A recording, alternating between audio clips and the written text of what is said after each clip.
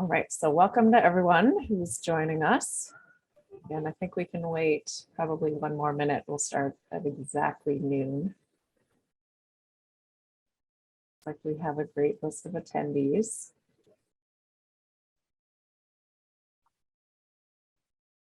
And for those who are entering, please know we are recording this session, and if all goes well, we will post it to our YouTube channel at the end.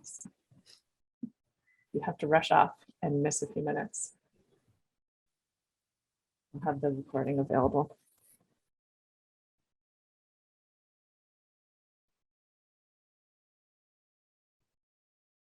Sandra, I like the coordination with your pictures in the background and the couch. It's a lovely aesthetic. I'm at my parents' today, so I can't take credit for it. Lovely. Beautiful Zoom background.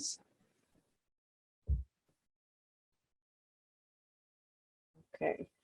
Yeah, we have a question already from Anna about video and audio being turned off. And yes, they are. We're running this as a webinar, so we won't have video or audio for anyone other than the panelists. So it's noon now. I guess we can get started. I just wanted to welcome everyone on behalf of the DEI team here at UTP. Happy International Women's Day. Thank you so much for joining us. We're going to run this as a 30-minute Q&A session. We have some questions prepared for Jessica, but if you do have questions at any point during this session, feel free to put them into the Q&A box or even the chat box, and we can help field them. We're going to try to keep about 5 minutes at the end for any additional questions. And before we get started, I just want to acknowledge the land that the University of Toronto Press operates on. So for thousands of years, it has been the traditional land of the Huron-Wendat, the Seneca, and the Mississaugas of the Credit First Nation. And today, this meeting place is still home to many Indigenous people from across Turtle Island, and we're grateful to have the opportunity to work on this land.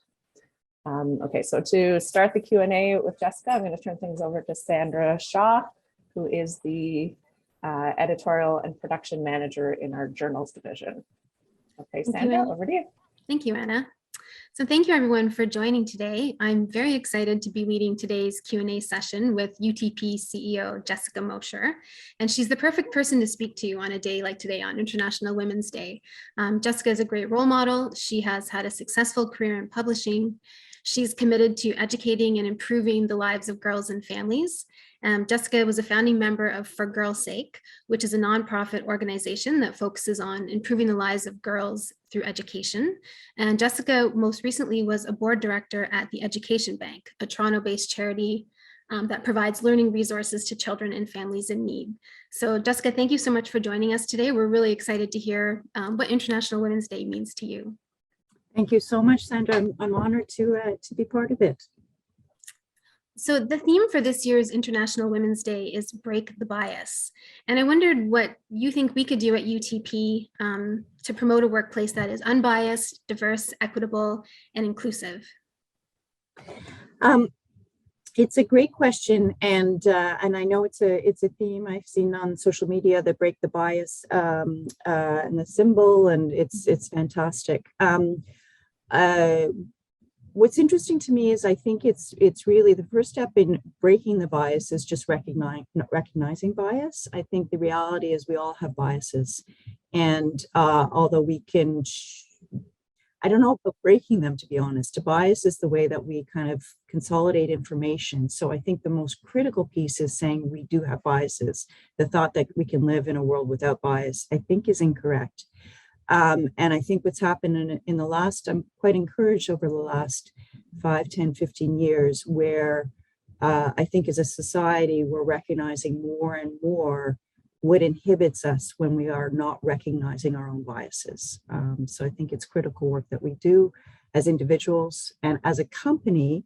It's part of the reason why I so appreciate what you and Anna are doing and the others on the Diversity, Equity, Inclusion Committee. I think it is absolutely essential work for us for both good practice and sort of making sure that we have an inclusive environment. And it's also, we are in education and we are distributing narratives, education across the country, across the world. So if we don't understand it, and if we're not infusing it in how we work together and what we produce, we're doing a great disservice to ourselves and those we serve. What are we doing at UTP already to break biases? I think, again, as I said, I think we're in such an incredibly fortunate position. And I think if you work at UTP, I don't want to make claims about why you're here, but I think if you work at UTP, if you work at the University of Toronto Bookstore, there has to be some alignment in or motivation in being part of a company that produces great content, that is focused on education, focused on scholarly publishing, focused on students, focused on narratives, Canadian narratives. If you're in our warehouse, you walk around and you see all of these scholarly works by University of Toronto Press, but the other university presses from across the country. It's essential work to get sort of our histories, our recognition of all of the aspects of our society. In addition to that, I've talked about it before on our in conversation, but the stories that we tell for underrepresented voices, Fatty Legs, Seven Fallen Feathers, all these amazing stories that are in our warehouse. You look at our scholarly publishing in books. I spoke with a couple of I've been talking to a lot of our authors, but a few weeks ago I spoke with Barrington Walker, and he published something on Black Canadian history with us over 10 years ago. So talking to him about his experience. And then I spoke to an author that's just publishing with us, Funde, was just publishing this spring. And they both had wonderful experiences with us, but you could tell the difference in 10 years, what we've done in terms of making sure we're better representing. In journals, I love that we acquired Jeunesse. That's about youth and culture, and the topics that you guys are covering in that is fantastic. And in our bookstores, we serve the undergraduate student population, which is such an international, such a diverse group of people across campus, and we're very much focused on equity and access and school spirit and all of that. So I think in all that we do, we are embracing the need to better represent, to ensure that we're striving for equality and diversity. Are we there? Nowhere near, but I think there are great efforts being made. Yeah, definitely. What are some of the biases that you have encountered throughout your career?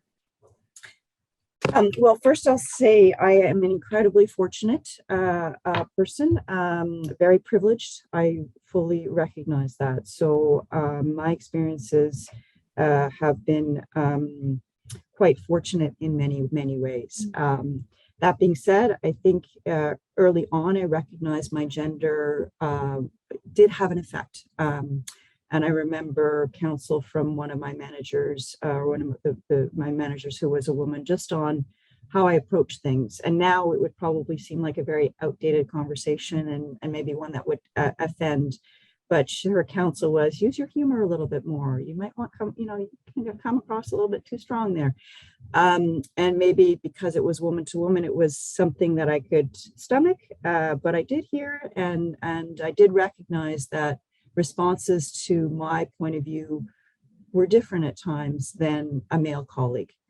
That being said, I had amazing peers, I had amazing support, and again, it was recognizing the situation, responding to it, adapting to it in certain ways.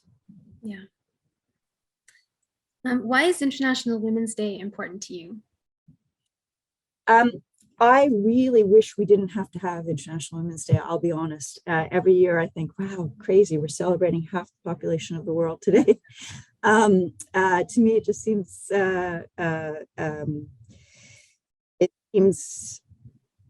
it is necessary and it's critical. And again, coming from a place where we still have so much to deal with in our societies, but you look and there's still the struggle for basic rights for so many women in so many areas. And again, education is just something I believe so strongly in, because it can change the trajectory of an individual so profoundly. So I think, again, our focus is more scholarly publishing, but across the board, we have to be recognizing that we still have a need, that we've gone quite far, but there's still so much more to do. And I think now when we talk about Women's Day, when we talk about gender, there's so many more layers to what we're talking about when it comes to gender, when it comes to race, class, all of those things. So I think International Women's Day, depending on where you are and what you're coming from, means a whole lot of different things. Yeah. We do have a question that came in the Q&A. Yeah. As we enter year 3 of COVID and the news of the war in the Ukraine becomes more urgent, burnout may become more of an issue for staff. How can UTP and the staff at UTP support employees in danger of burnout? Yeah, I think that's a very important question, and I think the strain of the last couple of years has been extraordinary, and I don't think, and I think we have to recognize, again, this is kind of recognizing where you're at, recognizing state of mind, recognizing the pressure that it's put on everybody. I think we've learned a lot along the way. We've learned, I think, to be kinder to each other, to be more understanding, whether it's recognizing that those that are working from home were able to adapt, and in some ways made some aspects of life easier, but others much more challenging. We've just done an inventory on our systems for a book publishing group, and the person doing kind of recognized we sort of did what we did in person and just translated it online. And so it's added all these major steps, and, kudos to our IT team for helping us, but we've just been in this stress and pressure point. Our retail group have been out front and center. Our warehouse has been on the floor since it started in very kind of safe ways, but we've had to introduce protocols. So yes, there has been a great deal of pressure, and we're just coming out of it. And this whole catastrophe, what's happening in the Ukraine, is heartbreaking. And I recognize it is echoing heartbreak that is happening in other places in the world. And I think this heartbreak is just, it's getting more global attention than maybe some of the other areas, but it's not to detract from those other areas. It's a hard question, but I think we're a company that can adapt. And I hope that we're a culture that makes people feel that we're here for what you need. And if it's more support, if it's more flexibility, if it's more time away, if it's more time with your family, if it's, help with mental counseling or whatever it is, I hope that it's an environment where people are able to let us know what's needed. And I hope you find that we are listening. So I'm open to suggestions. And I know the senior leadership team has been looking at what does it mean when the majority that have been working from home return to office? How can we look at more flexibility? How can we make sure that's equitable for other groups who have been working? So it's a work in progress, and you're all part of that. But I do hope it does feel like it's inclusive and a listening environment. And there's another question that's somewhat related to the current situation. The question is, with everything going on with the culture wars, the alt-right is on the rise, how does your gender shape how you see the current moment? That's a very interesting question.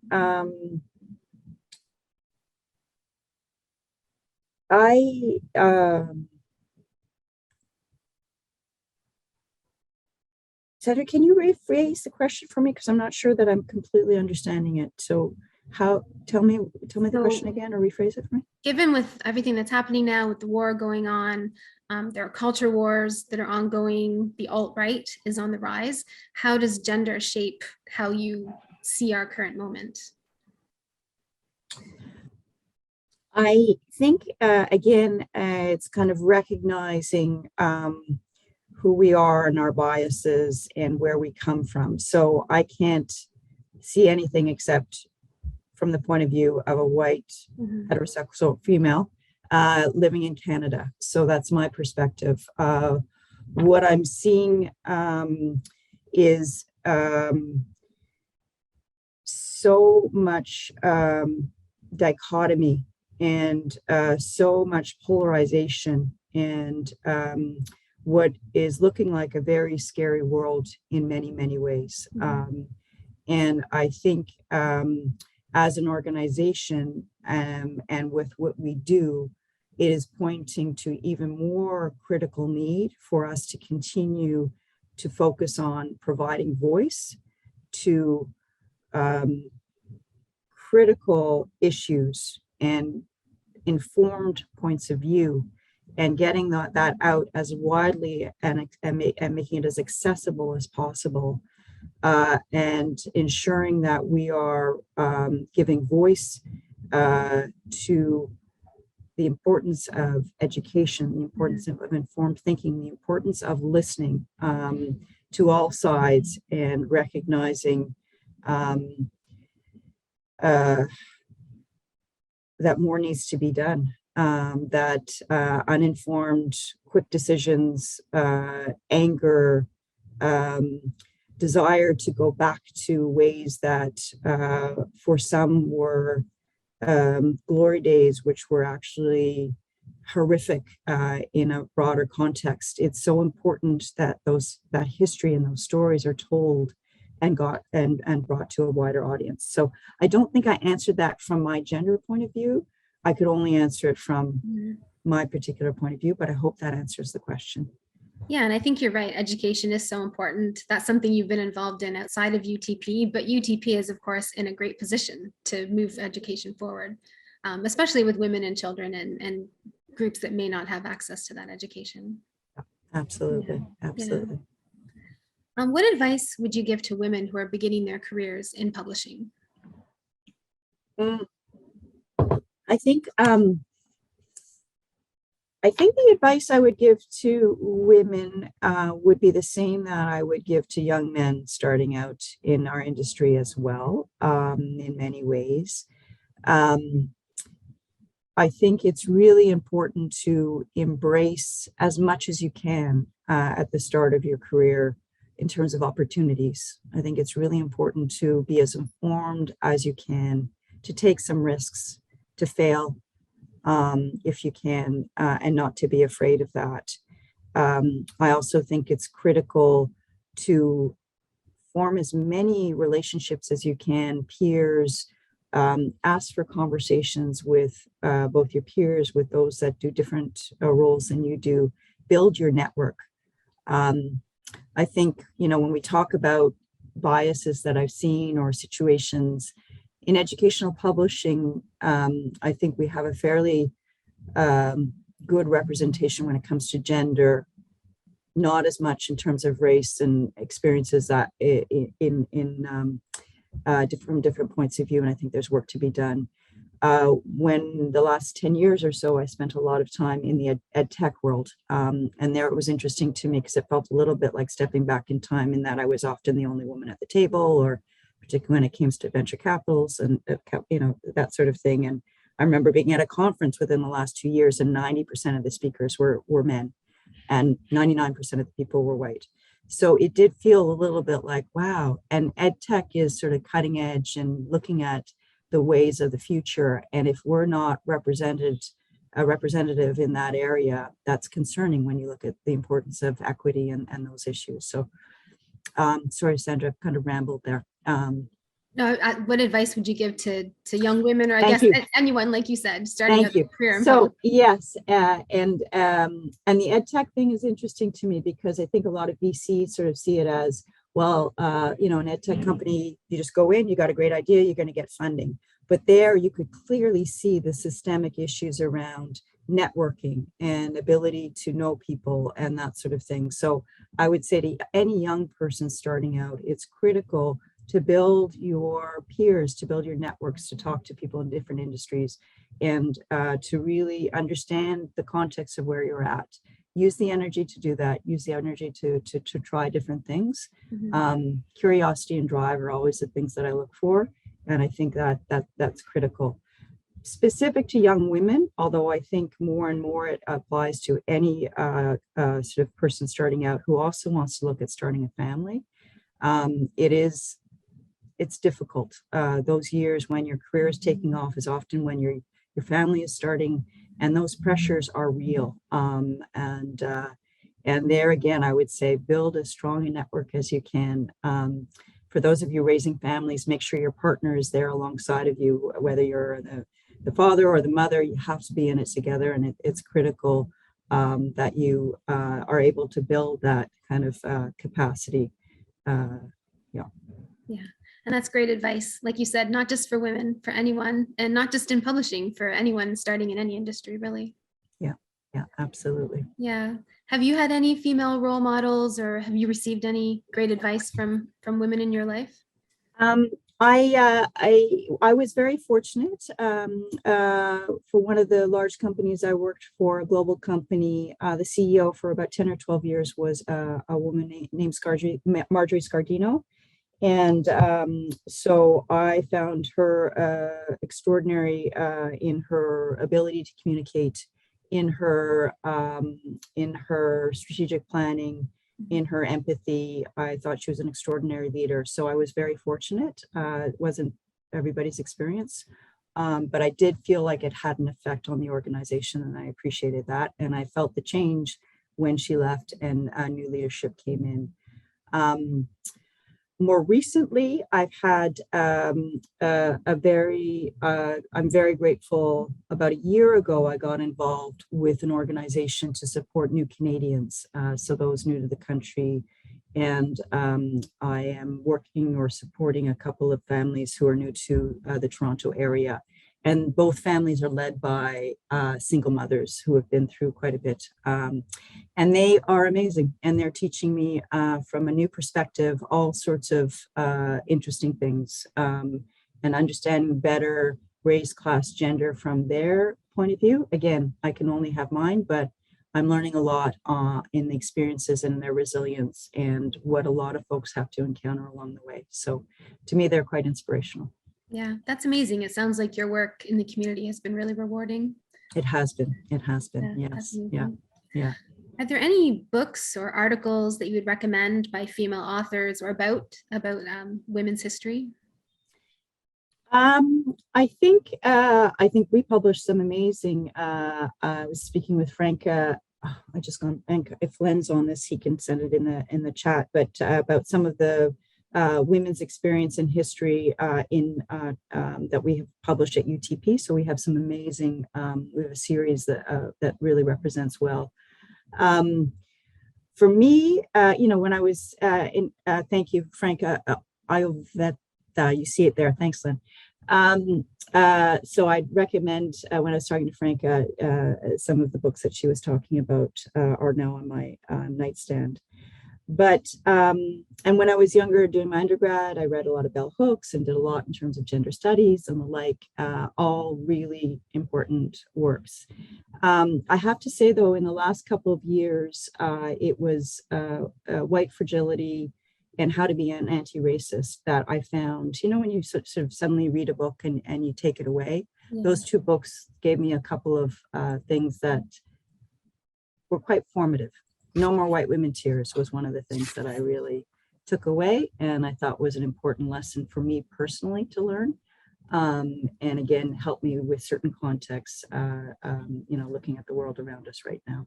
Yeah. Great, thank you. And another question for you, why is intersectionality important to feminism? As I was just saying, I think there's so much when it comes to the experiences that we have.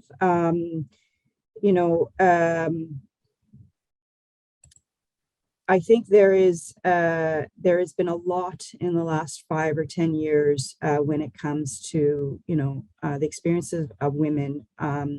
The whole Me Too, that was to me extraordinary to see all of that come about and things that my generation just kind of lived with were suddenly front and center.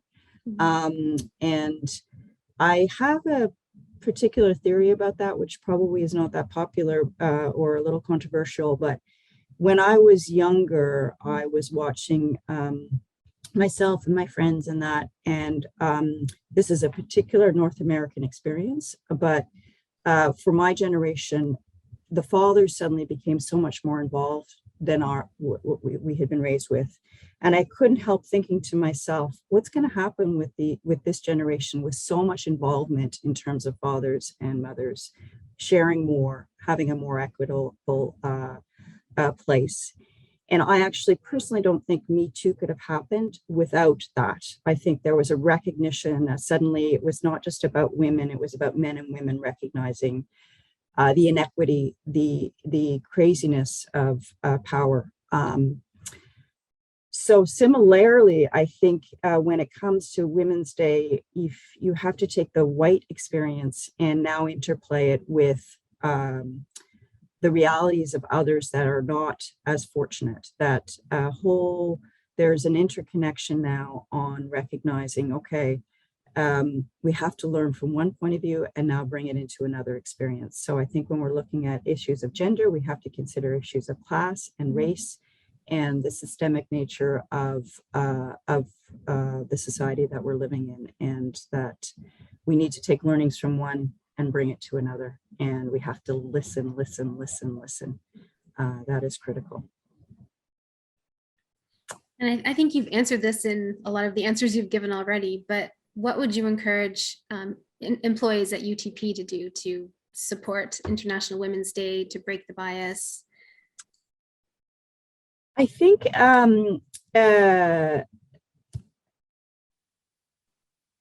celebrating the culture that we're in, ensuring it, safeguarding it. I love the work that the DEI group is doing. I want it to be authentic, so I don't want to voluntold anybody, but I'd love to see more guys on that team, for one, and more representation. I think that we have an obligation to ourselves and each other. Toronto is in our company name, whether you work in the bookstore or you work at the press or you work in the warehouse. And Toronto is the most diverse city in North America. And we have an obligation to celebrate that and be a part of that. I think that there is more we can do along those lines. So for International Women's Day, I would say, let's celebrate all that we've done and where we've come to, and then also look at where do we want to be 50 years from now? Because gender equity, diversity, inclusion is all about sustainability. It's not just moral, it's not just about making us better people, it's also about where the world is going and that we want to be representing our community and where we want to be in 50 years. Last question for you, Jessica. Other than this webinar, of course, is there anything that you're doing personally to recognize or to celebrate International Women's Day? I'm having dinner with my 16-year-old son, as I do at most nights, and calling my 21-year-old son on campus and my 18-year-old daughter and telling them I love them and making sure that I'm doing everything I can to raise great human beings that have an open worldview. So that's about the extent of what I'm doing. That's wonderful. Well, thank you so much for being here with us today. Thank you, Sandra, very much. It was a pleasure. Yes, it was our pleasure too. Thank you. Okay, talk to you. Bye.